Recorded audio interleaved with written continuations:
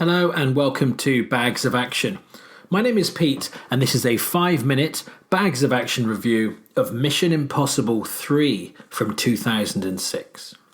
IMF agent Ethan Hunt comes into conflict with a dangerous and sadistic arms dealer who threatens his life and his fiancée in response. So, I hadn't seen the Mission Impossible films before, so I've been working through them one by one, and I've got to the third one.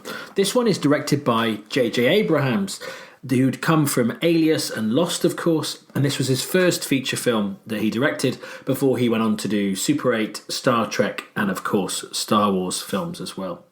It's written by Alex Kurtzman and Robert Orci with Abrams, who did Alias with him, and also have done Legend of Zorro at this point, and they would go on after this to write Star Trek movies with him and also Transformers. So, it's the third in the franchise, so who's in the cast? Tom Cruise and Ving Rhames are both back, alongside some new people. Philip Seymour Hoffman from Boogie Nights and the talented Mr. Ripley, who of course is sadly no longer with us. Billy Crudup from Watchmen and Almost Famous, which he was in with Seymour Hoffman. Michelle Monaghan from Kiss Kiss Bang Bang and The Bourne Supremacy. Jonathan Rhys-Meyers, who's been in TV shows like Vikings, The Tudors and Dracula, and also movies like Velvet Goldmine and Bend It Like Beckham.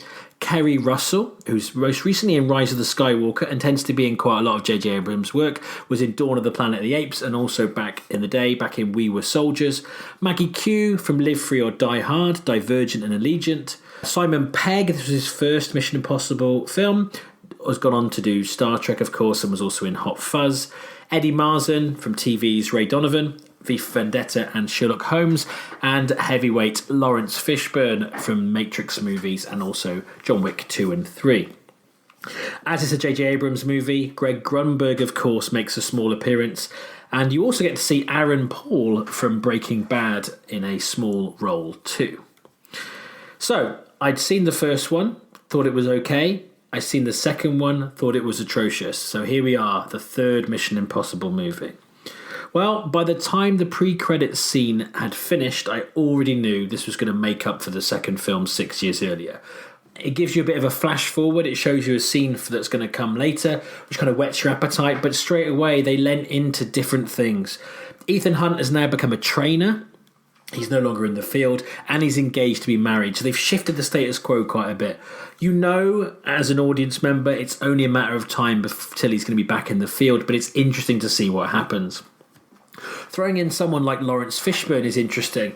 You know, his role as someone higher up in the organisation who wants to hold those in IMF to account for their actions and questions Ethan Hunt's ability as a trainer makes for some interesting conflict. Here we have a director who has focused his efforts back on the acting skills of his lead. And by having heavyweights like Fishburne and Hoffman involved, it raises things to the level of the first film at least. Moving out from the constant Cruise-Rhames relationship helps too. It makes it a little bit, builds from that. And the villain is properly credible and intimidating, making the stakes seem far higher and allowing for a meaner, darker side of Ethan Hunt. The action set pieces in this movie are great, as they have been across all three, even though I always have this slight issue with the fact that they can look and sound like someone else, but I get essentially that's the Mission Impossible premise, so you've got to kind of run with that. There's a scene on a bridge about halfway through this movie, this 2-hour film, which is superb. It's truly exhilarating, edge-of-your-seat stuff, some of the best action set pieces I've seen. All three of these movies quite often sideline the villains a little bit because they make the constant missions the key, and in the second one kind of shifted it to man versus man, but I think that weakened things here.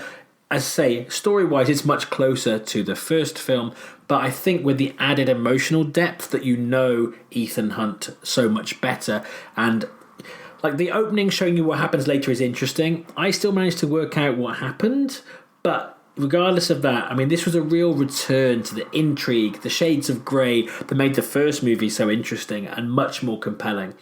The continuous use of impossible missions can, as I say, get in the way of the human side of the story, but Cruise brings all his acting chops in this one. You believe that he is Ethan Hunt. There's a bit more depth to this film than in either of the first or the second one.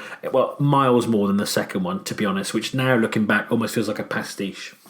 So I say, I was lukewarm on the first movie and very disappointed with the second Mission Impossible film. So this was a pleasant surprise now that I finally got to it. I know from other people that this franchise gets better and better, but I didn't know quite what leap they were going to make from 2 to 3. 2 didn't quite manage to kill off the franchise, thankfully. So with all that considered, a slightly more emotional driven but still action-packed Mission Impossible movie, I'm going to give Mission Impossible 3 4 bags of action out of 5. Have you seen Mission Impossible 3? Do you agree with my assessment of it? Feel free to comment below or get in touch with us via email, Facebook or on Twitter. We have new episodes coming out weekly alongside our full-length podcast with my co-host. And don't forget to give us a like and to subscribe to our channel and hit that bell to get notifications.